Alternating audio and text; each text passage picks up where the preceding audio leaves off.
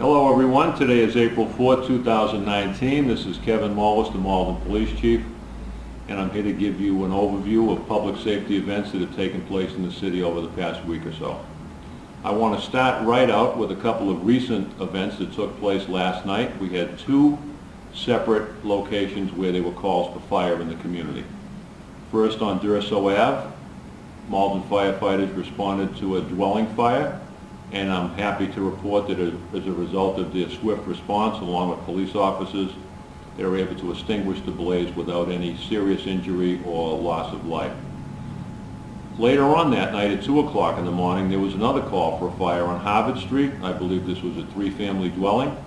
Officers Adam Maher and Adam Siegel from the Malden Police Department arrived first on the scene, followed shortly thereafter by the members of the Malden Fire Department.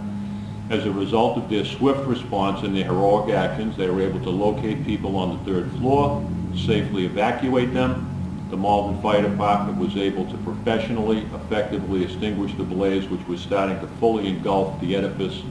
And I'm happy to say, as a result of that joint effort, as is often the case, Malden Fire Department, Malden Police Department, and EMS personnel working side by side, they were able to put that fire out again without any injury or loss of life. It was a commendable piece of work, and it's something that I really look at and realize. On this past Sunday, I went to the rededication. 100 years ago, the Malden Center Firehouse was opened up, and when you really think over the past 100 years, their noble, heroic mission of response to public safety emergencies continues to this day. So I want to thank the members of my department, Malden Fire Department, and EMS for their response to these two fires. And I'm happy to say that the response was very effective, and there was no injuries to anyone or any loss of life. I want to focus on a couple of violent gun incidents that happened in the city over the past week. Earlier in the week at 9 p.m., officers responded to the area of Holyoke Street on a call of shots fired. Patrol personnel immediately on the scene were able to acquire evidence, talk to witnesses, and detectives responded. A thorough investigation was conducted. They were greatly assisted by the use of privately owned video, which helped give them a clearer picture of what had happened. So as a result of a very good investigation conducted by the detectives, we expect to be able to charge some of the people that were responsible for that incident. I want to let people know that this was not a random act, and I want to point out that even though there were shots fired, there were no injuries and no one was hit, thankfully. Yesterday, there was a call for an assault with a handgun at the corner of Summer Street and Hondon Road out on the sidewalk. Officers responded to a call where a man indicated that he had been just assaulted by someone with a handgun. Quick response by patrol. Search of the area did not locate a suspect, but as a result of a cooperating witness, again, the help of some video surveillance equipment in the area and work by the detectives, we have a suspect who's been identified and a warrant has been issued. So those are two incidents of gun violence that really make us aware of the fact that we have to be vigilant and we have to be proactive in our collaboration together between us and you toward making this a safe city. I often talk about breaks into cars, and I emphasize the fact that I ask you to please lock your cars and don't leave valuables in the car, and I say it quite a bit. But I want to let you know that it's just not a burden that I'm placing on you. It's not all on you. We are living up to our end of the bargain. Most of these crimes happen late at night when most of you are asleep. Well, we have a midnight to 8 shift of officers who are out there when you are sleeping under the blanket of the safety and security that they're providing, who are out there looking for those that are out there looking to commit crimes.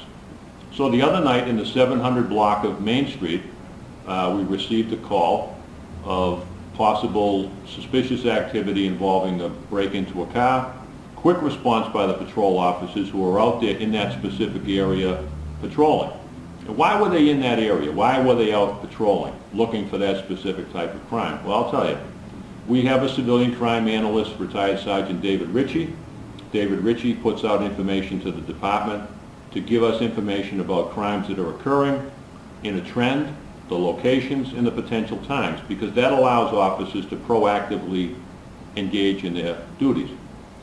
So as a result of this call the other night, officers Ken Watkins, Sal Paci, Steve Lubinger, and Steve Fitzpatrick responded to the area, and they were able to locate and identify 2 individuals who, one of them has already been charged with breaking into a car, and we believe we've developed enough information to charge a second person. Again, in this case, one of the vehicles was unlocked, and one of the interesting things I want to point out was some of the items that were recovered from one of the suspects.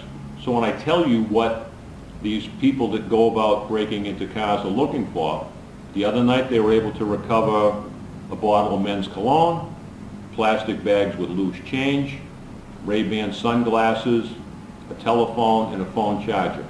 So really anything that's in your car can be valuable to someone.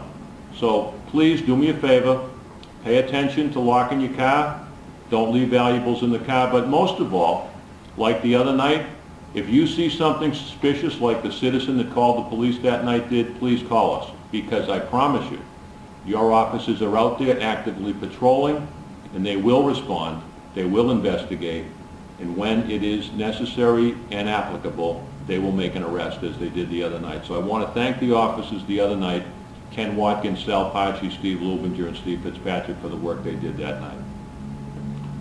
I want to point out the fact that this is National Autism Awareness Month. It's something that we as police officers have become more and more aware about as training and public awareness has grown. There are occasions when our officers have encountered people with autism, and their training and awareness has been very helpful in handling these type of calls, and more important, sometimes when we know ahead of time that someone is suffering from a particular type of emotional, mental, or physical condition, it can help us better react to our jobs and better help people. So with that in mind, I want to point out that the other day officers responded to a call of a young child who was located in the area of Washington Street and Clifton Street, kind of near where the railroad track overpass is. And as a result of that call, they located a young boy, brought him home, and it was a good result of that. And it was Officer Corey Dontremont, George McKay, Rob Selfridge, and Sergeant J.P. Kelly. And you know, it's the level of compassion and insight that they bring to these calls that helps us, have a good result and develop a good relationship with those in need. And I want to point out an initiative that the department participates in. It's something that we call the SafeWatch Program. And if you go to the department website, you can be linked to that. And it's going to point out a very good initiative that provides us with tools and information to help us serve you better. And people can go on to this website, and it will allow them to provide us with information to help us identify residents in the community who have a special need that we might encounter them in, and helps us be able to maybe locate where they live, be more aware of certain conditions that they are dealing with, and helps us locate family members or loved ones or healthcare providers who can assist us in our mission. So I would ask people to look at that SafeWatch program on our website. If it's something that you can utilize, we are happy to provide you with the help in that area. I always ask people to approach me with a law question or a question about police procedure or some way that we can enlighten you about what we do. So this week I was at the MBTA station. I had a real good citizen come up to me. Recently had moved to Malden, and she asked me how long you have to be a resident of a city or a town before you can apply for a license to carry a firearm. Well, there really is no statutory time. If somebody moves to this city or any city and establishes residency and can prove that residency, they can apply for a license to carry a firearm. So there is no period of time that has to go by before you're eligible. So I appreciate these type of questions. They're very, very helpful, and it's a pleasure to be able to answer them. I want to let you know that I don't have all the answers. These are the type of questions that I reach out to people who are experts in the field. In this case, I asked Captain Glenn Cronin, who knows a lot about gun law and many laws, and he was able to give me that information. But I want to thank that citizen for asking that question, because maybe it's something that other people are asking about. In closing, I want to point out that this afternoon I went to the wake of Bob Cataldo, the owner of Cataldo Ambulance. When I talk about the public safety mission in the community, you know, many times you see three responses: from the police, from the fire, and from EMS. And I have witnessed over the years, and I have seen the quality of professional, compassionate care that has been provided by the EMS ambulance services that come along these calls with us. It's very reassuring to see the professionalism, the pride, and the compassion. And I think that that emanates from someone like Bob Cataldo, who owned that company and ran that company in a way that reflected the type of person he was. Bob Cataldo was someone who's a very, very dear friend of mine and one of the finest people I've ever had the privilege of knowing. So, as we're sitting here, his ambulances are out responding to calls and ready to respond to calls. So I want to, take a moment to thank, Bob for providing such a good service to so many people over the years. And I really want to let him know how much it has meant to me to know him as a friend, and to let him know from now, where he's up in heaven, that he can look down and know that the service that he chose to provide people by having such a commendable business continues. So, Bob, thank you very much, and God bless, and I express my best wishes and condolences to you and your family. And, with that, I want to thank everybody for listening to me. I look forward to talking to you next week.